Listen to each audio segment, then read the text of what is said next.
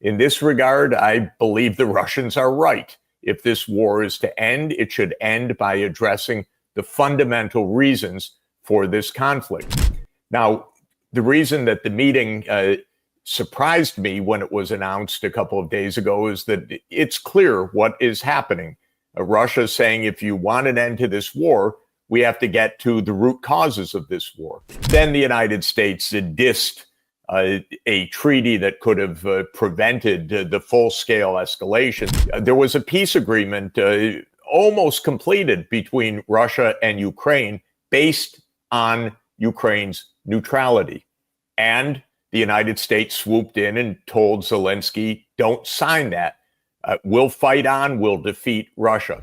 What do you think, apart from Russia and Ukraine war, is going to be on the agenda? I have to say the meeting came as a surprise to me because in public, the United States has not taken any measures that would actually lead to an end of the war in Ukraine. I put it on the U.S. side because I believe that this is a war fundamentally provoked by the United States over a 30-year period, actually. It's a war of NATO expansion. That is an effort that began in the 1990s, contrary to the promise that the United States had given to the Soviet Union and then to Russia that NATO would not move 1 inch eastward. But when the Soviet Union ended in 1991, the United States reneged on its promise and began NATO enlargement. Actually, that dates back to 1994 when President Bill Clinton made that terrible decision. Since then, NATO has expanded eastward with the intention, explicit intention, of surrounding Russia, and for many in the American political elite, of defeating Russia or dividing Russia, or a term that's sometimes used in Washington, decolonizing Russia. But it all added up to the same thing, which is that after the Cold War, the U.S. policy has been to defeat Russia, not to live peacefully with Russia. Now, the reason that the meeting surprised me when it was announced a couple of days ago is that it's clear what is happening. Russia is saying, if you want an end to this war, we have to get to the root causes of this war. That is essentially NATO enlargement, but many other things alongside that. The United States made a coup in Ukraine in 2014, which brought in this pro-NATO regime after overthrowing a president that wanted neutrality for Ukraine, which is the right policy for Ukraine. Then the United States dissed a treaty that could have prevented the full-scale escalation. That was the Minsk II agreement, endorsed by the UN Security Council, that called for autonomy in eastern Ukraine for the ethnic Russian population of that region. The United States told the Ukrainians, don't do it. Then in early 2022, after the Russian invasion that began on February 24th, 2022, there was a peace agreement almost completed between Russia and Ukraine based on Ukraine's neutrality. And the United States swooped in and told Zelensky, don't sign that. We'll fight on, we'll defeat Russia. So I say all of this as a prelude to saying, what is this meeting about? If President Trump says finally the truth, which is that NATO will not enlarge eastward, that the United States will stop its relentless attempt for regime change in Russia or to surround Russia, and that there will be, therefore, a neutral and secure Ukraine, then there can be peace. But President Trump has not had the guts to say that.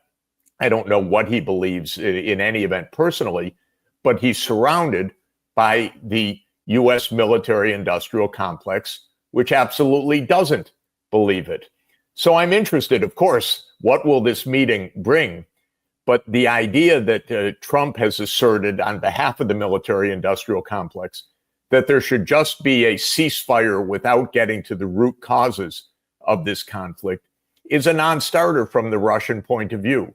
Because from Russia's point of view, that just means that the West will restart the war on its convenient date at any time, rather than getting to the fundamental reasons for this war in the first place. In this regard, I believe the Russians are right. If this war is to end, it should end by addressing the fundamental reasons for this conflict.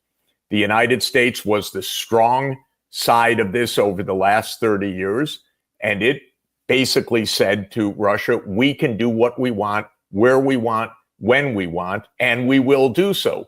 And that's why this war continues. If Trump will say something different, there could be an end to the war. Right. And how confident are you that Trump will be able to do what Obama and Biden did not? Because you talked about the role of the military-industrial complex and, of course, the U.S. deep state. Would he be able to, play by a different playbook, different from Obama's, Biden's, and other presidents before them? And especially because, he sold his voters on peace presidency. And Russia-Ukraine war, of course, is the biggest war that the West has its eyes set on. Do you think Trump, if not for anything else, not for the sake of the millions of Ukrainians who are dead, not for the sake of dead Russians, but perhaps for the sake of the peace prize that he's eyeing, he'd perhaps be able to, walk away from what has been the U.S. foreign policy so far on this matter? He could, of course. It's his job. I often say, I've said for decades, that the main job of the president of the United States is to put the foot on the brake of the war machine of the United States. That's his job. It's not an easy job. He's not very good at this job because he does not communicate political ideas. He does not speak to the American people. He does not build a base. His idea is that everything is backroom trades, backroom transactions, threats, bluster, bluffs. On that basis, he can't face down the military-industrial complex. It surrounds him. The only way a president can face down the military-industrial complex is true leadership. I don't think Trump has it in him, but I hope I'm wrong. I stand to be corrected. But for that, Trump would have to explain to the American people, by the way, who don't want war, to explain, here's how we get out of this. Here's how we got into it, and here's how we get out of it. He says this is Biden's war.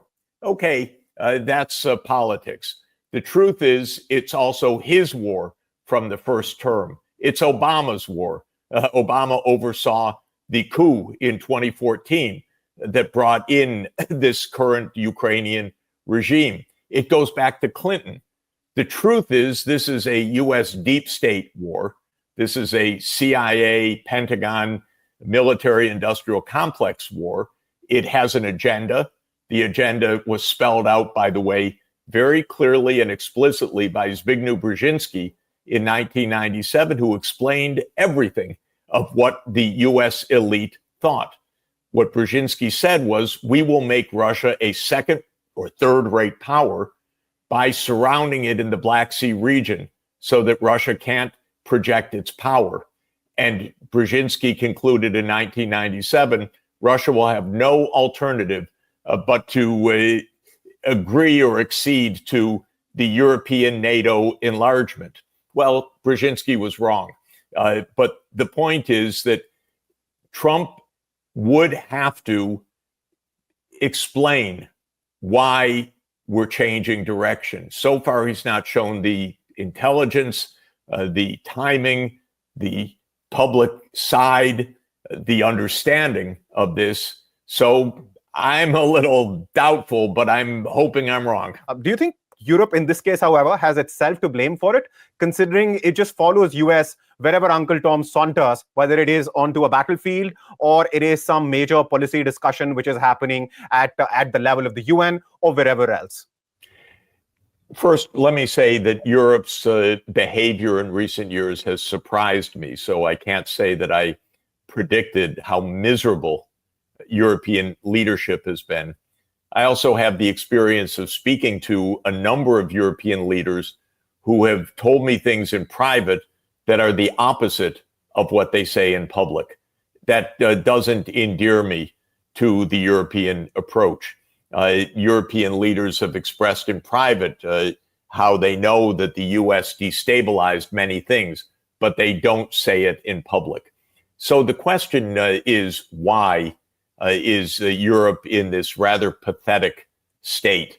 And I can't give you a definitive answer because I don't fully understand it. There are a number of hypotheses. First, the U.S. has actively cultivated and manipulated the European political environment for decades.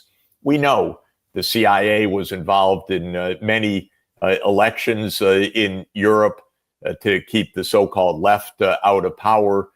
We know that the U.S. has carefully cultivated young politicians and helped to support them to rise in power. So the U.S. has played its active role in management of the European scene. The Russophobia that is underway in Europe is another factor.